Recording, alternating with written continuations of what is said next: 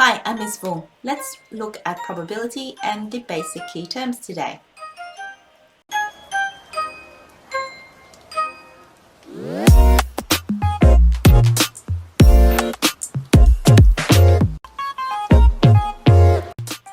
We're going to look at these words. So first of all, sample space is represented by this Greek symbol called epsilon.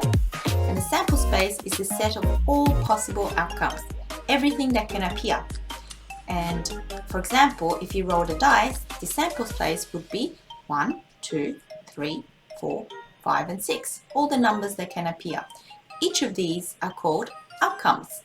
So a 2 is an outcome, a 3 is an outcome, 5 is an outcome, they're all outcomes. And the outcomes that we want is called an event. So if I wanted to roll an even number, then the event is rolling even. And the successful outcomes, so the outcomes that I want, are 2, 4 and 6.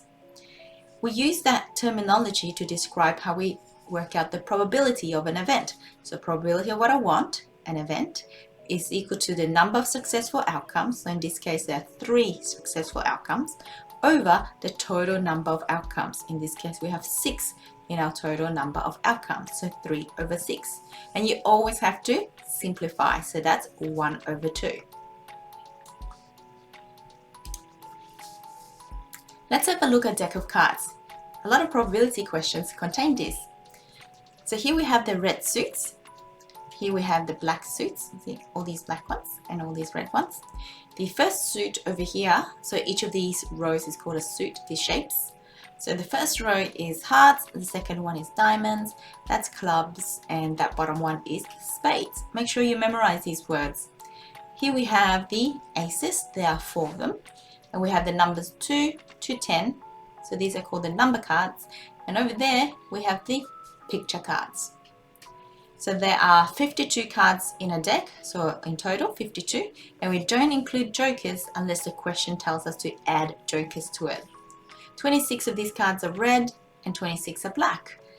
In each of these suits, so hearts, diamonds, clubs or spades, there are 13 cards of each. There are 4 of each number, so 4 aces, 4 twos, 4 threes, etc. And there are 36 number cards, 2 to 10, and 12 picture cards, jack, queen and king. Let's do an example. Example 1. A card is selected from a standard deck of cards. Find the probability that the card is a heart. So we have 13 hearts. So the probability is equal to 13 over, and we know the total number of cards is 52. So 13 over 52, which simplifies to be 1 over 4. What's the probability that we obtain a jack or a queen? So let's look for our jacks and our queens. They are 8 out of 52 this time. And we can divide both numbers by 4 to obtain 2 over 13. What about the probability of a red card? So there are 26 red cards out of the 52. So that is a half. And we can clearly see that it's a half. So the probability is always greater or equal to 0 for any event, and it doesn't go over 1. 1 is the maximum.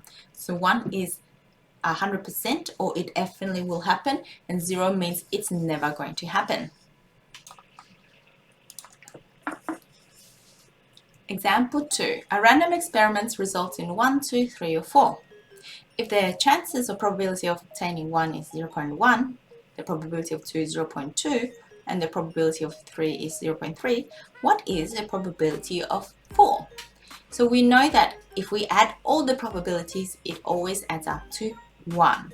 So probability of 1 plus probability of 2 plus probability of 3 and 4 is equal to 1. So we can sub in what we do know. So probability of 1 is 0.1, and then the 0.2 for probability of 2, and the 0.3 for the probability of 3. We leave what we don't know. Now we simplify. 0.1 plus 0.2 plus 0.3 is 0.6. Subtract 0.6 from both sides of the equation, so it's 1 minus 0.6 is 0.4. So the probability of obtaining the 4 in this random experiment is 0.4. Example 3. A random experiment results in 1, 2, 3 or 4. the outcomes 1, 2, and 3 are equally likely to occur. However, the outcome 4 is 3 times as likely to occur as the other numbers. Find the probability of each of the possible outcomes. So here we have, here we know that they always have to add up to 1, and then 1, 2, 3 is going to be the same, but 4 is 3 times as the other. I'm going to use the pronumerals, and I'm going to use x. So it's x and x and x because these 3 are the same. And for probability of 4, because it's 3 times the other one, I'm going to leave it as 3x.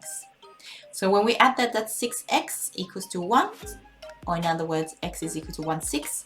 So that means the probability of 1 is 1/6, the probability of 2 is 1/6, the probability of 3 is 1/6, and the probability of 4 is 3 times that.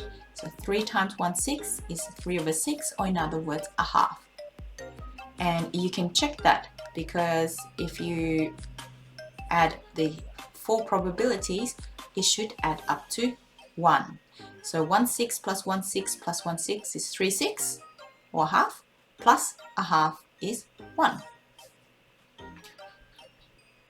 Let's have a look at the word complement with an E. Not compliment, which means saying something nice to someone, but complement, coming from the word that means complete.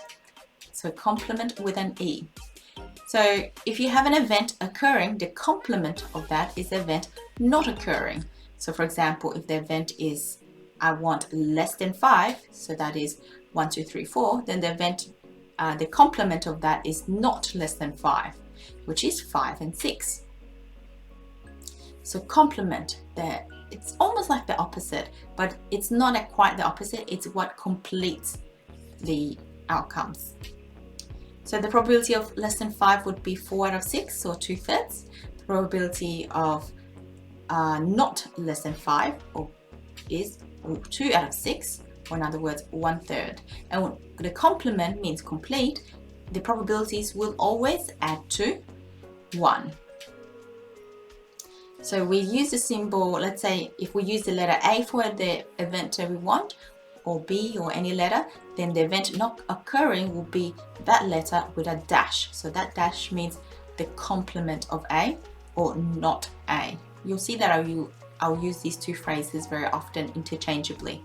So not A, or in other words, the complement of A. So the probability of A plus the probability of its complement, or not A, when you add them together, you will always get 1.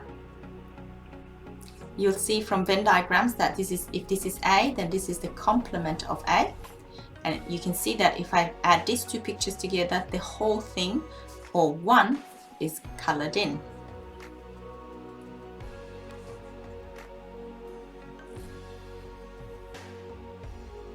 Now we can rearrange this probability equation, so probability of A plus probability of not A equals 1, so that we can obtain what the probability of not A is, which is 1 minus the probability of A. Or in other words, the complement of A, the probability of the complement of A is equal to 1 minus the probability of A. Let's do an example. Example 4. If you roll a die, what is the probability of not rolling a 2? Follow my logic for a second, even though it sounds like a really easy example. So the probability of not rolling a 2, let's find out what the probability of rolling a 2 is. The probability of rolling a 2 is, well, there's only 1 2 out of 6-sided die, so it's 1 out of 6. So the probability of not rolling a 2 would be 1 minus that. So we're using that line there. So because these two probabilities will add up to 1. So 1 minus that would be 1 minus 1/6, which is 5/6. Now we're doing a really simple example so that we can understand that this 1 minus does work. Because the not rolling a 2 means what numbers can we roll? 1, not 2, so 3, 4, 5, and 6. So there's 5 numbers we can roll out of 6, which is that. So it does work. Example 5. If you roll 2 dice, what is the probability of not rolling a double 6? So again, if we want to find the probability of not rolling a double 6, we're going to do 1 minus the probability of rolling a double 6. So find out what the double 6 is. So there is one set of double 6 out of, when we roll 2 dice, that's 6 and 6, so 36. So 1 out of 36. So probability of not rolling that would be 1 minus that, which is 35 over 36. That's it from me today. Have a look at the video again and make sure you understand the 1 minus something is equal to not for the complement. And I'll see you next time. Bye!